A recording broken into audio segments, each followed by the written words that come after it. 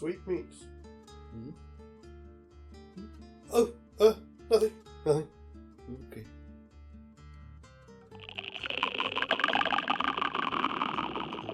Do you have anything... Oh, no, you have. Have you got anything else green that you could put on? Green? No, I mean, this is about all of the green I own. I suppose so. Okay, I just thought... Why? Oh, I just thought it might improve the flavour. What? Nothing. Okay.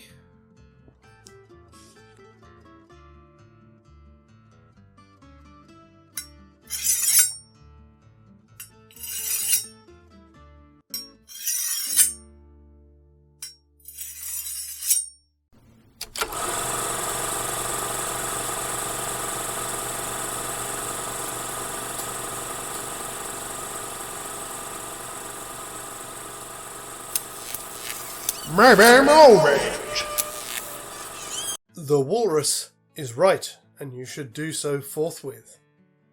What he said. Who am I again? Aren't you Ted? I can be Ted. I can be Ted. Hello, I'm Ted. And I'm Shane. Are you sure? You're fine. He's going to hit me again, isn't he? Hello, welcome back to Maybe Movies. We are about to launch into Act 1 of the first of our new theoretical movies that we're going to be making this month, which sees William Holden as Richard Thorn from The Omen Part 2 being dropped into the 1973 dystopian vision of 2022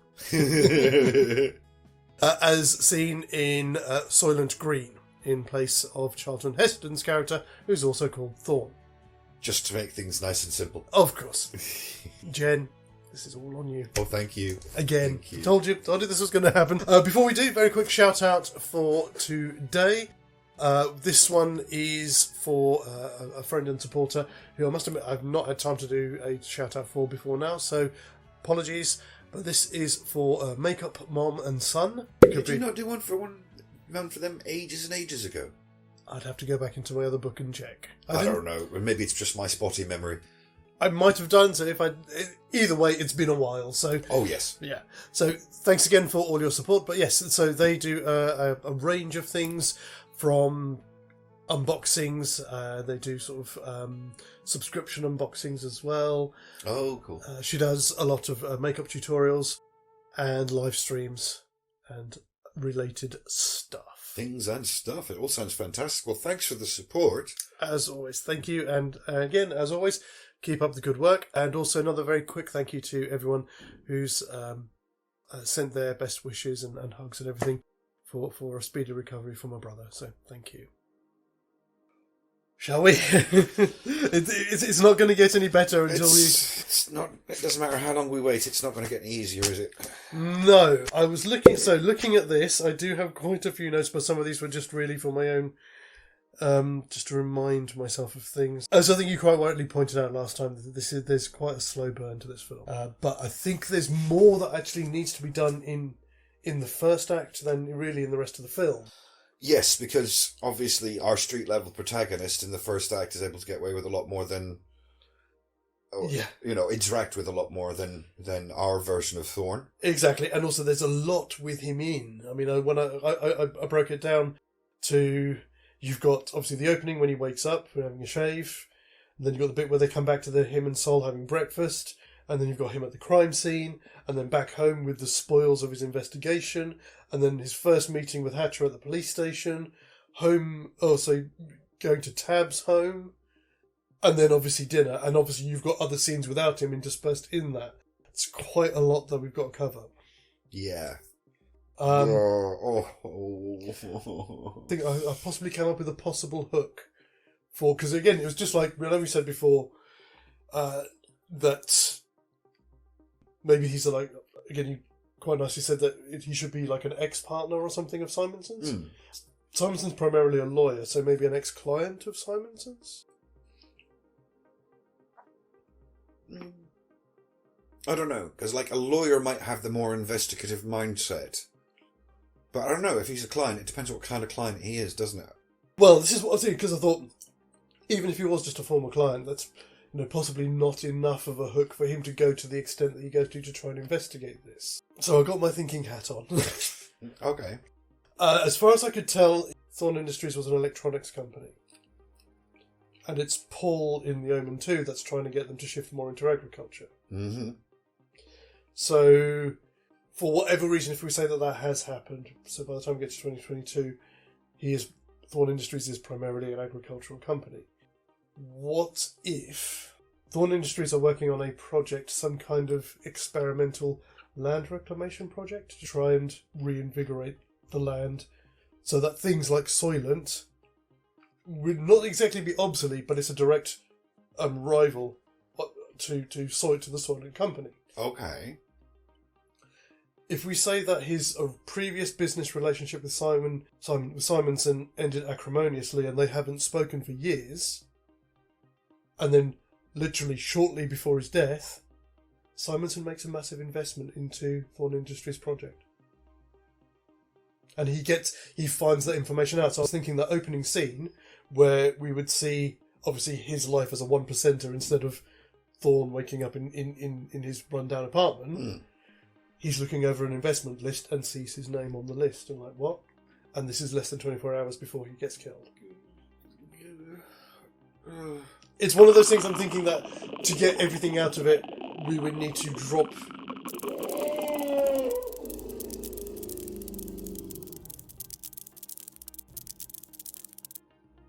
We're working here. We may need to kind of see this throughout the film, so we only learn a little bit. So he's like, oh, he's kind of surprised by something, but maybe we don't know what at the very start, just so we can drip feed it to the audience rather than having a massive exposition dump right at the start. I see. Right. I see. Sorry, I should have probably led with that. Right.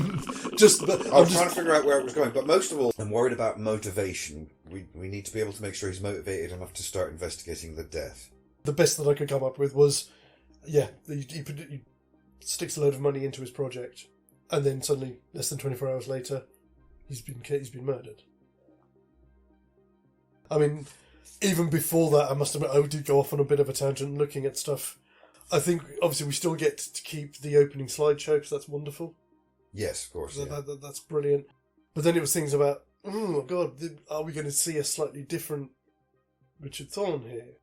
The world that he lives in is very different from the world that he lives in The Omen Part 2. Yeah. The opulence just isn't possible anymore. No. So is he living somewhere? I mean, it could even... Is he possibly living at Chelsea Towers West as himself? Now, that works a lot better. That makes it more personal as well. Yes. And it also gives him an opportunity to interact with... Charles? Not just Charles, but Cheryl. Yes, because again, that suddenly made me think. So if we do that, that also ties in quite nicely as well. Because one of the girls that she invites over, does he have furniture himself? Yeah. Mm. Also, again, do we need to give him a bodyguard to do possibly some of the more physical stuff throughout the film? I think so. Let's face it, he's not a young man. Not in the slightest. No. So yes, I think we do need to give him a bodyguard. Cool. I agree. Oh look, I think that solved it. That has. Do I get a star? You get a star. Yeah. I forgot stars. Where are they? Yeah. Genuinely concerned, because he needs enough motivation to make him be tenacious enough in the beginning. When all the clues are at their thinnest. Yes, he does. Yeah. Okay, so that we took us that long just to figure out how to get him into the story. Oh dear. So we've got like you say, we've got the whole 22, the whole slideshow thing. Mm-hmm. So for him, the story starts.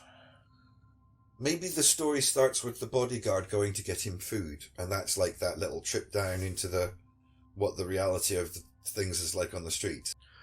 So his bodyguard going to get him food. His bodyguard going to get him some food. Okay. And then when they come back, that would be when the break-in happens. Okay. What about... No, that weird, because we're just making the same thing happen twice. Yes. Yeah, that's no good. That's no good, is it? I was just thinking of a way to show a bit more of the street level stuff early on, but no. I think I'm pushing too hard. The other way to do it would be, we see him waking up, and obviously we get that sort of him going through his morning routine. If we want to, we can include there that he's having a look through the investors list for this project that he's working on. Spots Simonson's name. It doesn't mean anything to us, Of course.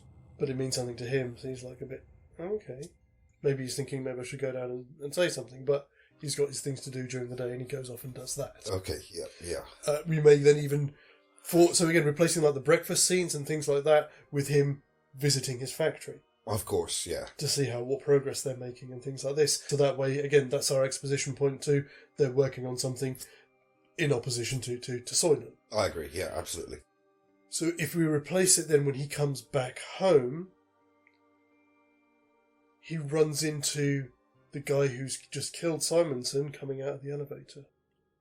Uh-huh, yeah, okay. Which then gives us a reason, or rather gives him two reasons to go to the crime scene. One, because he was going to go and speak to Simonson about his investment in the first place, and now all of a sudden, once he knows it's been sealed off, he's got pertinent information to give to the police. Of course he does, yes. We could spin it the other way round. I mean, again, I don't know if it's too early on, if it takes too much away, that Hatch has already been bought, so the police want to sweep it under the carpet as soon as possible, which again gives him a third motivation to find out what happened. Okay, yeah. Does that... Mm-hmm. Yeah, that makes sense. Because I looked at it a little bit too much, but maybe in some respects, because I was having a look at when Charles says about their that the security systems have gone down. Yeah. And then thinking if Thorn was originally an electronics company, they have put something in place to make, or if the systems were originally Thorn Electronics, as a kind of way of smearing Thorn, because he's doing something against them, so we can seed all of this in there as well. Again, this is all stuff that's going to make him suspicious and start to investigate what happened. Yes. Yeah. Yes. Oh, fantastic. He gets to have a conversation with Cheryl, although it's not as much an interrogation as it was in the original. And I presume that some of Tad Fielding's behaviour is going to make him suspicious as well. Exactly. Well, I mean, even if his bodyguard is there, maybe his bodyguard... it's like when we get to the point when he goes to Tab's home, would somebody like Thorn, who's used to living in opulence, I suppose at the same time there is a parallel there, would he notice things like the spoon with the strawberries on it? Yeah, he knows how expensive stuff is. True. But yeah, I didn't know whether if his bodyguard has had dealings with Tab before and he doesn't trust it. That would be a nice one. It's a nice little way to sneak in a little bit more exposition without it sounding obvious. Yes. If he does have furniture himself, maybe get her to talk to Charles. I don't know if we're making it more complicated than it needs to be. I do think that it might be, we might be taking away from his agency. Yeah, I think a bodyguard is one thing, but I think too many extra characters were just going to cloud the waters. Okay. So we've got most of the scenes here covered. Are we allowing for any kind of romantic involvement between him and Cheryl, or are we just putting that to one side? Well, since he doesn't have a girl, the possibility is there. She works for the building, so it might give us at least a better, a slightly better outcome from her than what she potentially has or what seems to indicate she has in the film. Well, yeah. I mean, she sort of came with the apartment in the film, but people could turn her down and she'd have to leave. Well, what if he decided to take her on? Exactly, yeah. I don't know. It's definitely in there. I think it's in a mix. Yeah. I mean, let's face it, as we've said before, this film's really cynical and we've got to kind of stay true to that, really. Of course we have, of course. So what we're missing is the whole meal with meat and... Well, I had an idea about that, and that was the other thing that was one of the first things that I actually made a note about was the question of Sol. Yes, Sol is missing. My first thought was, well, we could make him an employee of Thorn's, but then you detract from his despair at what life has become. So what if... yes, giving him a bodyguard would allow this as well. What if his bodyguard, say, is a retired policeman who knows Sol, says, well, if you want to investigate this, you need a book. He's the best one. Okay, yeah. So we can then replace some of the scenes that we would have had with Charlton Heston with him going to meet Sol and trying to convince him to help him. which would then, I was thinking sort of for the end of Act 1, because he sees what kind of state he's living in, and obviously you can see that, like himself, like Thorn himself, he remembers the world when it was a better time. He turns up at the end of the act and brings him a meal, and sits and has a meal with him. I love it. Have a star. Yes. I was once again worried about how we were going to include Sol, because he's so especially integral to the third act. Yes, absolutely. Yeah, that's brilliant. That just solves all of that. Mm-hmm. Ding, ding, ding, ding, ding. And it solves again. Well done. I had, like I said, as I've said repeatedly, I had nothing. I had nothing, folks. Nothing at all. But yeah, so we can still keep his initial meeting, or the initial trip to the police station, because he wants to go and speak to Hatcher, what are you guys doing about this? Oh, well, yeah, we've got it in hand. We've got one of our best men on it. Top men. Top men. Top men. Again, do we want to throw in, so his bodyguard, he's the one who goes to Tab's home? Yes, I assume so. Yeah. At least the first time. Second time they should both go, yeah. Yeah. Yeah, because he wants to confront him. And then, as I said, we end the act with him turning up to Sol with like a load of cloche-covered dishes and stuff, and... So, yeah, food. Yes. Yeah, which brings us to the end of our act. I made a lot of notes on pretty this much one. single-handedly saved by you, so, well done. No Congratulations. worries. I'm trying to think, is there anything else that I've put down here that I need to... No, I think we've covered everything all the notes that I made for this one. Wow.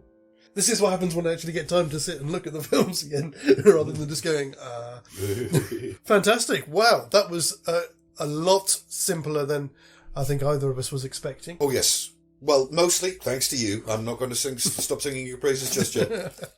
So, we will be back on Friday when we'll be looking at Act 2 of Soylent 2. Until then, have a great Thursday, and we will see you on Friday. As always, guys, TTFN. Call the police.